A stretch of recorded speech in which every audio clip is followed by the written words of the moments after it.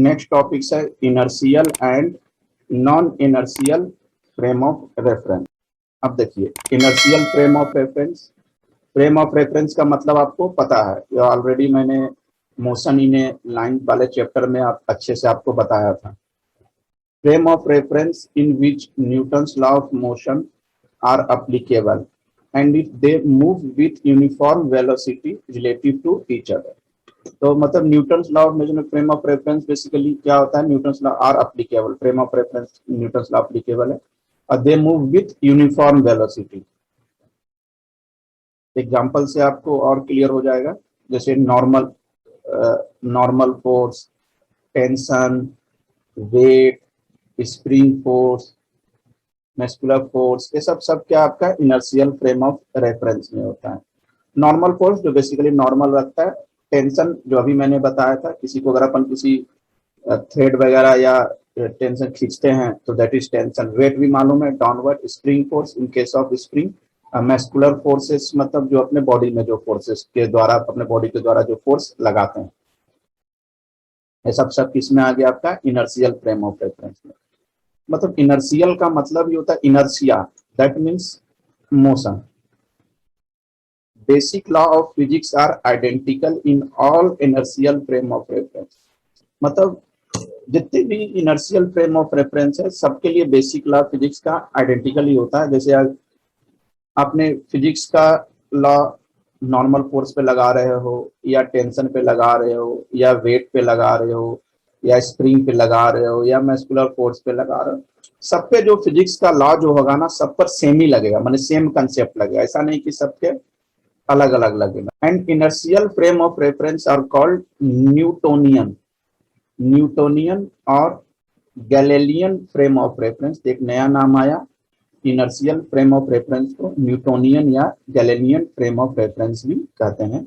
एक वर्ड में समझना, इनर्शियल का मतलब मोशन, नॉन इनर्शियल जस्ट उसका उल्टा, frame of reference in which Newton's law are not applicable, such frame of accelerate relative to inertial. जिसपे आप वैसा फ्रेम ऑफ रेफरेंस जिसपे कि न्यूटन्स लॉ अप्लाई नहीं कर सकते हैं, that is called non inertial frame of reference. जैसे एक्सेलरेटिंग कार, मतलब कार चला रहे हो तो कंटिन्यूअसली उसकी स्पीड बढ़ाते रह, मतलब रेसिंग कार मान सकते हैं।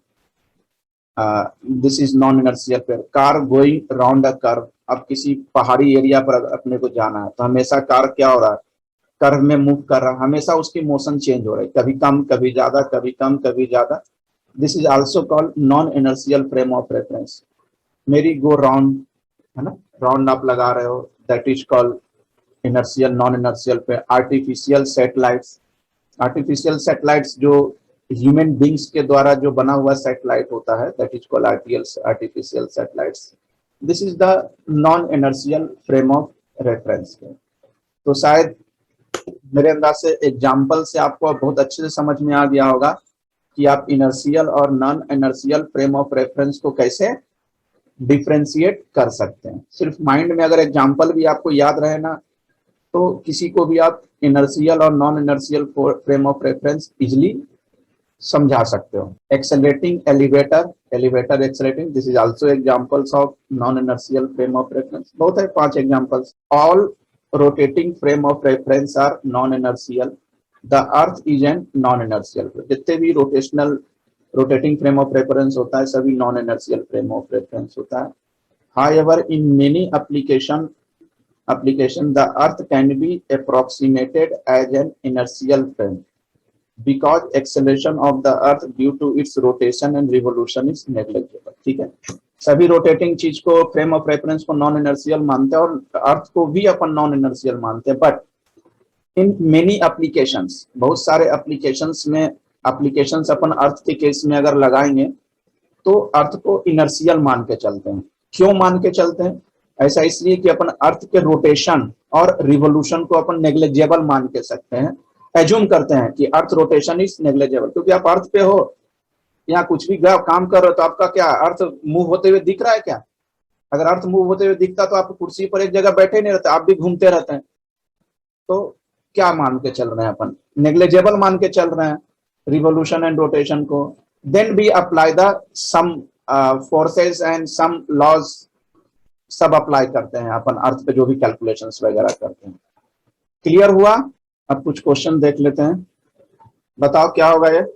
सर मेरे हिसाब से तो ऑल द अबव होना चाहिए। हाँ, both A and C, inertial frame of reference और गैलीलियन फ्रेम ऑफ रेफरेंस में न्यूटन। नॉन इनर्शियल में कहाँ लगाते हैं, अभी तो पढ़ा था एक दो slide, Newton's law will applicable for inertial frame of reference, और इनर्शियल फ्रेम ऑफ रेफरेंस को ही गैलीलियन फ्रेम ऑफ रेफरेंस बोलते हैं, दोनों सेम ही है। ये बताएं क्या होगा इसका। Artificial satellite.